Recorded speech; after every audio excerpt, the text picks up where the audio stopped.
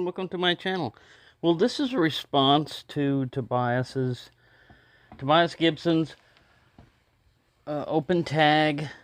It was basically, would you buy like an inexpensive knife that you know is not going to be... He was talking about like a Pakistani Damascus knife, where yeah, it comes from Damascus. It's coming from Pakistan, and all that other stuff. Well, in a way, here's the answer to that is yes. Novelty knives. Now, when people start saying, like, junk, would you buy a junk knife? Well, we have to define our terms, right? So, Merriam-Webster dictionary says junk is old iron, glass, paper, or waste, discarded articles. The second definition is a shoddy product. The third definition is something of little meaning, worth, or significance. And the fourth is it's a slang term for heroin. Now, yes, my dictionary is an older dictionary. I think it was printed in the 80s. So, I guess back then, junk was heroin. So, no, these are not heroines. Heroin in a way, but with a different spelling. Now, some people would look at this and say, why would you spend all that money, $4 or $5 at most? Why would you spend all that money on a knife that doesn't have the best blade steel in the world and doesn't have a really good fit and finish, and it's just inexpensively made? Why would you buy one of those? Because it's fun, because it's enjoyable. I think what it reminds me of, it links you back to a time when you were a kid, when you didn't have all these priorities, like, it's got to be 440. It's got to be S35VN, or I just don't want that Boy Scout knife, Dad. Sorry. It's just not good enough steel for me. We are really spoiled nowadays in the knife world on availability of knives and selection of knives, and on the information about knives. Because when I grew up, here we go, an old person talking about when they grew up again. Yeah, the only way you saw knives was a relative or somebody using one. If you happened to be, in a hardware store or something, they had a display up there, you might see one. Or, my parents didn't get knife catalogs or flyers in the mail, so it wasn't until later in life that I was able to actually send off for knife catalogs and get on a mailing list and stuff like that. But back when I was growing up, your selection of knives or whatever was at the hardware store and how much money you had in your pocket. And so, like I said, for me, the $5 knife that I bought, the first pocket knife that I bought, that was mowing a whole yard. It was, like I said, this was more than an hour's worth of work. This was like about 2 or 3 hours worth of work. Did I care what kind of steel was in it? No. Did I care it was made in Japan? No. It was available and I had the money. It could have been made on Mars for all I cared. So, would I intentionally buy a knife that I know the steel's not going to be, the best in the world? Now, Rough Rider bumps this up a little bit because they give you a novelty knife, but they give you a little bit better steel, than when you're getting in there and you get half stops. You basically get a functional knife, but you get, the nostalgia of it. You get, the reminder, of a time when, Western movies and stuff like that. That's all a knife needs to do. The main thing on buying knives, to me, I think what it all boils down to is, don't worry about what the neighbors say. Don't worry about whether your cat likes the knife or not. Do you like it? Does it give you any pleasure? Did it give you any joy, to buy the knife or to get the knife or to have it in hand? If it did, don't worry about all the rest of that. All the rest of that is trivia. That's just like trying to keep up with the Joneses. Oh, look, he's got a new tractor. I got to show him up. I'm going to get a better tractor. Look at mine. Mine's even better. Yeah. All right, the mower that you had before was perfectly fine. Now you're just trying to show off, I'm not trying to show off with my knife collections. All I'm trying to do with my knife collections is show off to myself. Ooh, this is fun. Like this. There's only one more of these that I need to complete it. And they're cheap, but they're not, I haven't been able to find one. And then when if you do find one, and you know how much they normally cost, you don't want to go too much. That's another thing. You don't want to pay too much for a junk knife or an inexpensive knife. Otherwise, it kind of like defeats the purpose of it. Um, if they're within, like if you've got to get I don't have a Damascus one, but I'm sure this is a Pakistani one. If you want to get one of these just because you like it or whatever, then get it. It's wild turkey again.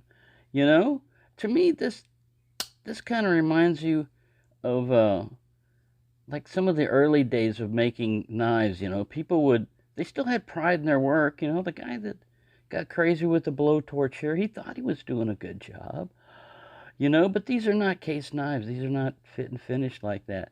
But you can also get patterns on these inexpensive knives that you can't find American manufacturers making. You just don't have a choice. If you want to get this type of, certain type of knife, not a copperhead. I mean, almost a dime a dozen where you can get copperheads. Same way with like the Sezco Bowie and stuff like that. If you're looking at it and you're being a steel snob and saying, wow, man, that thing doesn't have very good, very hard steel or whatever, that's not everything about a knife purchase. Does it give you pleasure? Do you enjoy looking at it and holding it? It's paid for itself right there. There's so many things trying to take joy out of your life, so many things to be miserable about. If you can find something that you can just briefly be happy about for a little bit, go for it. But don't pay extraordinary amounts for your happiness. You don't have to pay a lot of money to still get knives if you lower your standards in your head of what you think is, a knife purchase. If you're one of the type of people that all you want to buy is knives, I used to be this way. All I would pretty much buy was pretty much just knives as tools. Occasionally one just because I like the looks of it. But for the most part, function, and that was it. If I found one, I didn't buy a dozen versions of it, I bought one, and I used it until it broke or I lost it. And then I didn't weep and cry because I only spent $5 or $10. So if it got lost or it broke, I didn't, cry or get upset. It's just the way things are. You pay $5, $10 for a knife, and it doesn't hold up like $100 knife. Wow. Some of this is physics and not politics or anything. It's just physics. But anyway.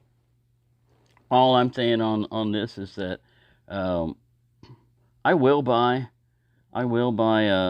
See, I haven't bought an M-Tech since then.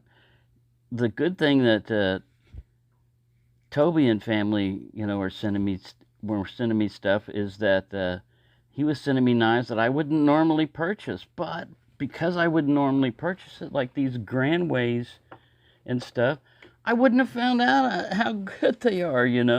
So a lot of times you let your own personal bias against stuff prevent you from experiencing something, you may not have experienced before. And why? Just to impress people, or just so people won't think less of you because you buy an inexpensive knife? Don't worry about what other people think. Really. That's not important in life. If you go around worrying about impressing other people, you're going to be miserable your entire life. Start with the easy stuff. Make yourself happy. If you can make yourself happy, then you might be able to spread that joy and make other people happy. But if you're not happy, you're not going to be able to spread anything but misery to other people. And we've got enough of that. Thank you very much. We don't need any more misery. All full over here, waiter.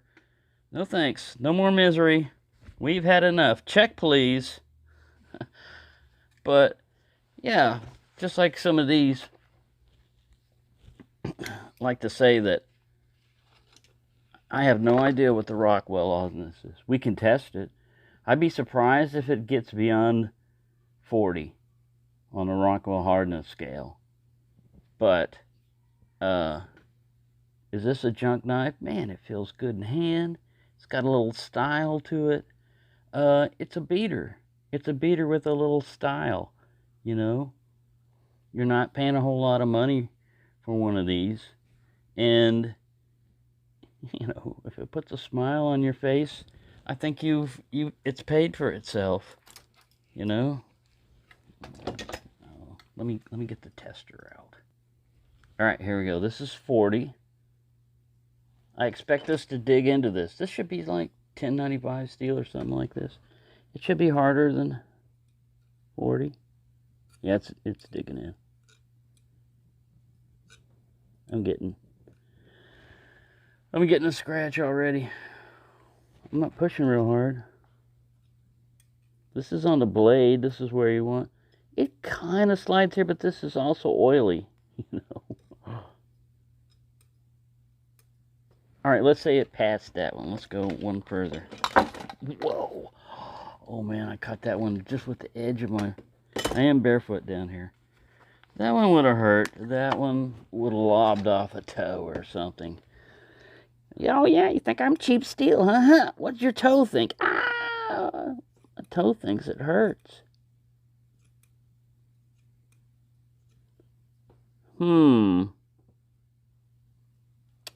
You know, it's still kind of sliding at 45. Let's go a little further. I think on the first time I was pushing really hard. Let's go up to 50.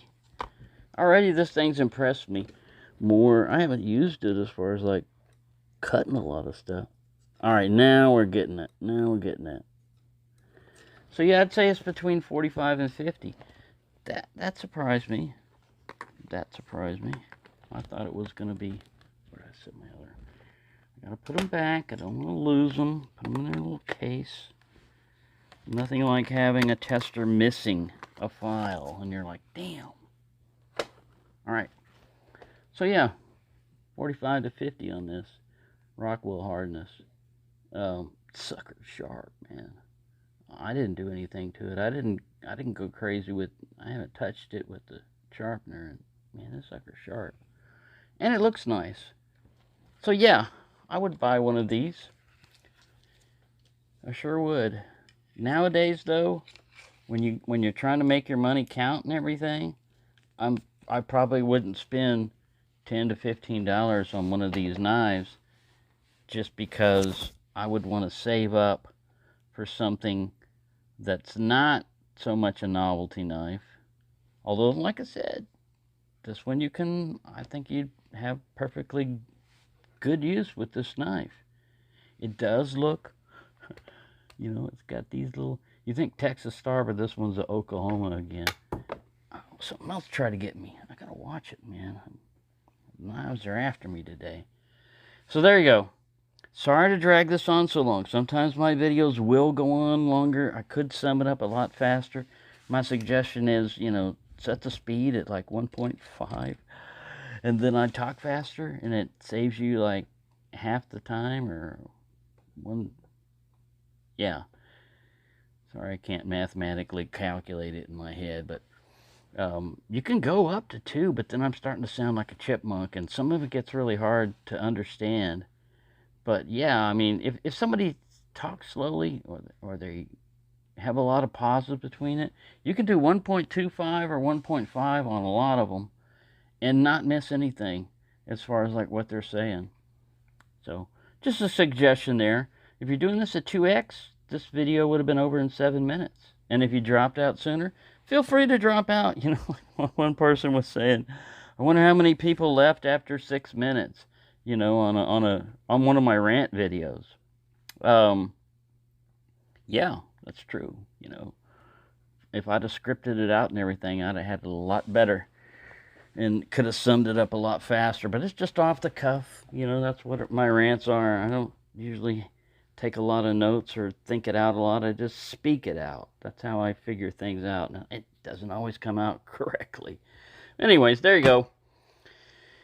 Even I tell myself, hey, why don't you shut up and let people go? So thank you for watching and have a nice day.